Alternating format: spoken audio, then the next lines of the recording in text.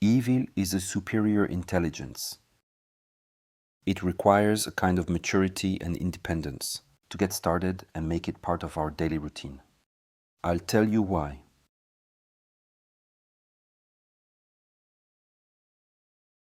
Therefore, suddenly, you have to ask yourself, then, what is good? What is evil? And as a result, you observe the world with this constant questioning. You see a friend comes to you and complains. He is in pain, he is hurt, something is wrong with him. This is wrong. Then, if you keep that question in mind, you realize that, in the end, what's happening to him is not really bad. And so, what is evil? The same goes for good things. Ah, it's amazing, this is happening in my life, it's awesome. Then you somewhere say, I'm not sure that in the end it's completely right. I'm not going to say anything. Then, a few months later, a few days later, the same friend comes back and says, no, actually, it was truly a bad idea. And you look at the story, you're looking at the past. You look at the big movements like the French Revolution. You see, you're watching the 1945 liberation here in Paris. You see, you look at all these things. You ask yourself, in the end, what is good? What is evil? So, next question. Okay, I don't always necessarily know what is good and what is evil. Next question. How do I approach this? To perceive. And to be able to position myself in life and assume the correct stance for the right situations? Don't you think we've been through it with these confinement stories and then all the mess that came afterwards? Each time you had to figure out where to stand. What posture to take? Where was the good? Where was evil? I've been under a lot of pressure to take a stand on vaccines. Was it good? Was it wrong? Which side was I on? And I have always refused to say that because I do not want to say, what should you do? So it's probably not your case, but there are people who follow me to know what to do in their lives. Do you understand? Because if I had said, I got vaccinated, I did not get vaccinated, they would have said, well, Guilhem Cayzac said that. So, you see? And that is fundamentally foreign to Essene teaching. The goal is not at all to tell others what to do. The goal is to raise questions and show that sometimes your certainties are not all that certain, or, on the contrary, rooted in certainty. Evil is a superior intelligence. I used to hold a belief of some kind of higher force. Necessarily, it was the right one. I had to have the real God me. And those who did evil, they did not have the true God. See how babyish that reasoning is? Well, I was still young, but at some point I accessed this realization that I thought like this, that I perceived the world in this way. I genuinely believed I was right. So I was in the camp of good, that God was necessarily with me. And that if anyone did evil, it was because they were not with the good God, or not with the true God. Not with my God, you see? So, the first step is humility. I know I don't know, but I'm on my way.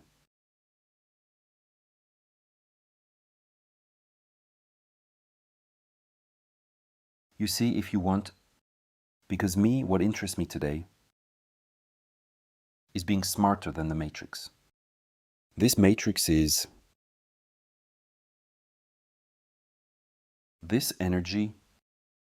You see, we could say, if we want to take a pseudoscientific language, an energy field, organizational, all that is organizing, organizes. You see, an information field that organizes matter, energy, situations, life currents, time, space. We could take that definition there, but which is artificial and not real. What interests me today is, it's about being smarter than this huge thing that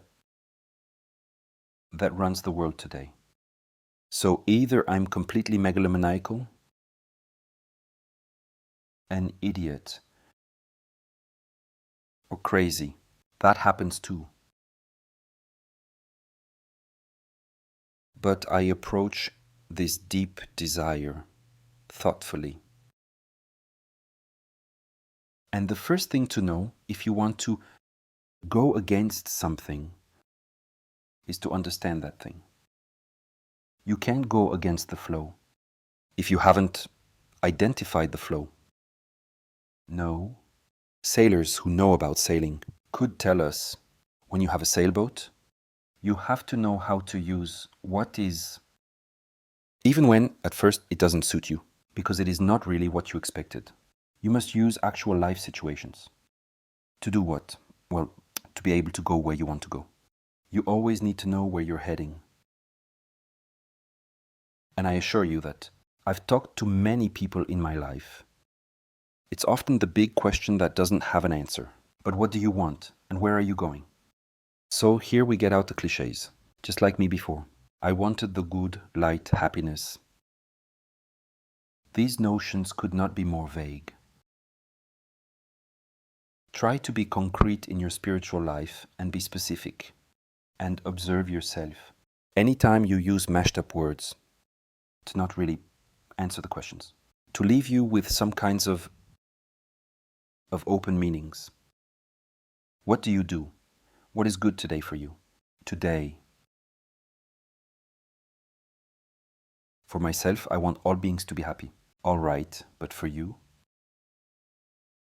We do not care about others. You, in truth, cannot want anything for others. Do you know why? It is illegal. You're not supposed to want for others. Others must have their own desire. But I wish good all day long. I send positive vibes and light. I see someone unhappy on the subway and send them light. But first, who told you they are unhappy? They might have the corners of their mouth drooping. They could do with a facelift. Do you understand? You're projecting something onto them. Second, he didn't ask for light. They did not ask you anything. They did not take that kind of initiative. Look after yourself. If you're really into it, it is a full-time job. Your life keeps you fully occupied. If you really live, unless you don't have a life, and you're living vicariously. So yes, then it's huge. The world is suffering. The world needs so much help, that's for sure. Step inside an NGO and you'll quickly figure out. Even NGOs, spiritual NGOs.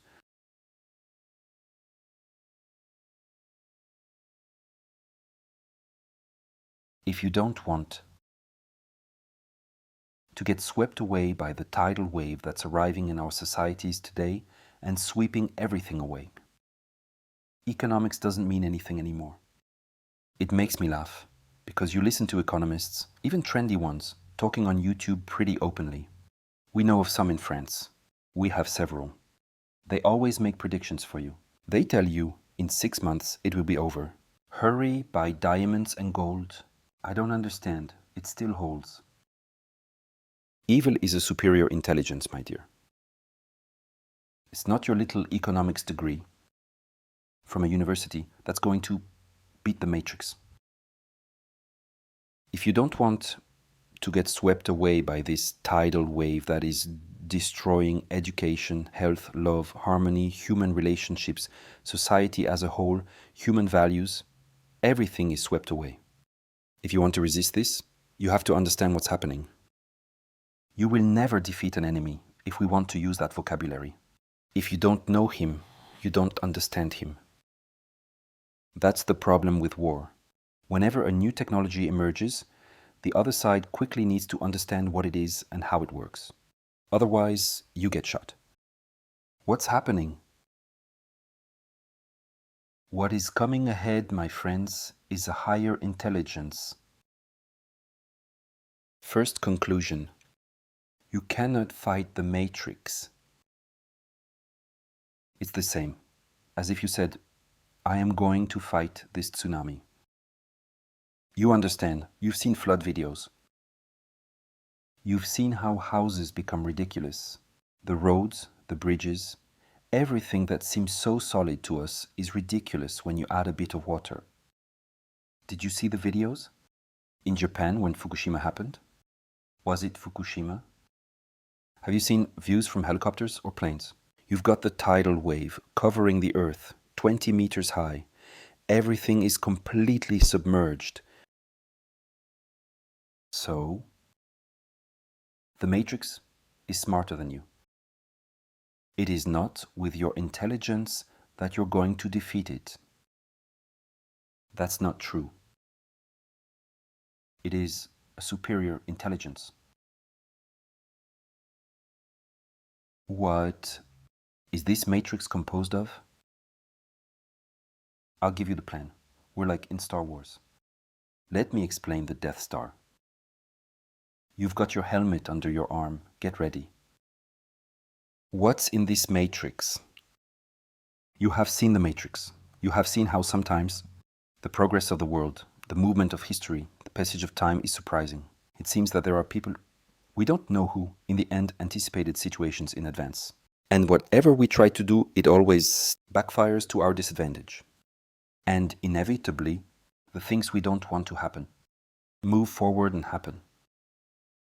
You get that feeling somehow. I didn't follow the yellow vest protest in France when it began, but I was told about it. For a few days or a few weeks, I'm not sure, they really felt like they were going to be able to do something. Did you see how it backflipped? In such a great outburst.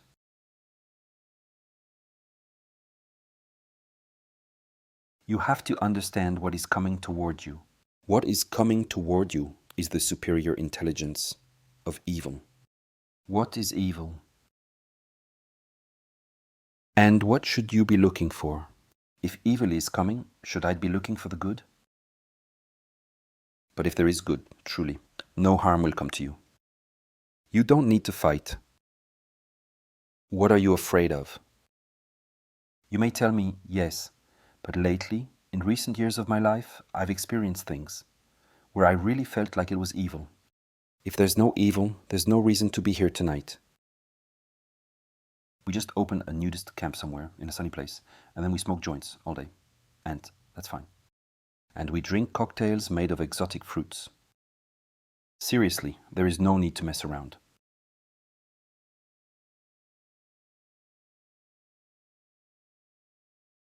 For a very long time in humanity, there have been men and women who wanted things that were not right, that were not true, which were not natural, which were not at the right time, in the right place, in the right setting. But who wanted it anyway? You know you don't really have to do this thing, but you do it anyway. You want it anyway. I'm doing it anyway. It has happened to you before, as it has happened to me. It happens. You have already eaten too much, and you see the dessert menu, and come on. When did it happen to me? Last night? Yesterday noon, this chocolate mousse. Come on, I'll take it anyway.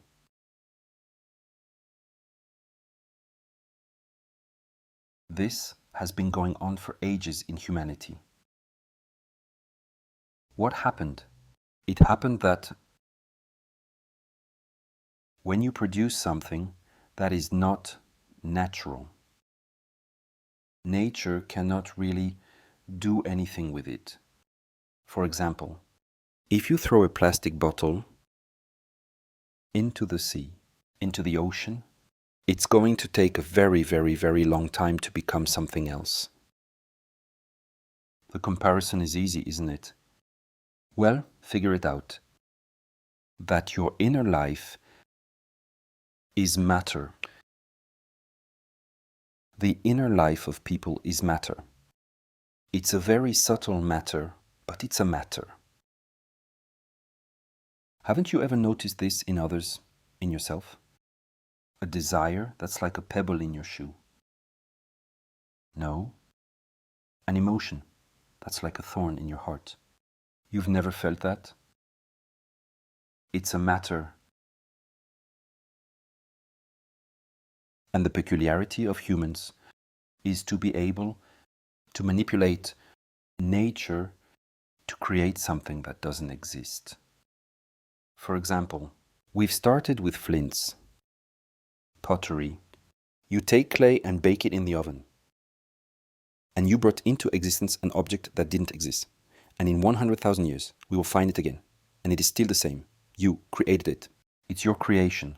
man has a unique creative power in nature. He can generate materials that did not exist originally. He can reorganize matter according to his will and desire. Pottery is a perfect example because it has existed for tens of thousands of years. It has been big in human production. Evidence of human presence in archaeology is very often pottery, shards of clay fired in a kiln with intent and with form. When you plan to do something, when you shape your life, you generate matter. And this material remains. Now, since you're a human being, you have a unique distinction compared to zebras, elephants, and turtles. You are able to produce synthetic materials. Aren't you? What are archaeologists looking for wherever they go? Archaeologists, they look for human traces. So they are looking for something unnatural. They dig, stones, pieces of wood, all that stuff. Ah, traces of fire. Ah, a fragment. You understand. If they find an animal bone, there's no point, unless on this bone there are cut marks with a flint. Then this is it. This is proof that humans left a trace. Humans have generated over the millennia desires. They did things. They had thoughts, beliefs, feelings, and speeches. They uttered words that produced all types of unnatural matter. Thus was formed the matrix. The matrix is the unnatural memory of humanity. The matrix is the memory of all the men and women who at some point in their lives said, I know I shouldn't, but I want to anyway, and I'm going to do it anyway. That's it. Here you go. Studying history, you can study your own story. That means we are all participating in the matrix. As soon as we want to do something that shouldn't be done, or something that isn't natural, we have to call upon this organism. What will the matrix do? It's going to make us successful.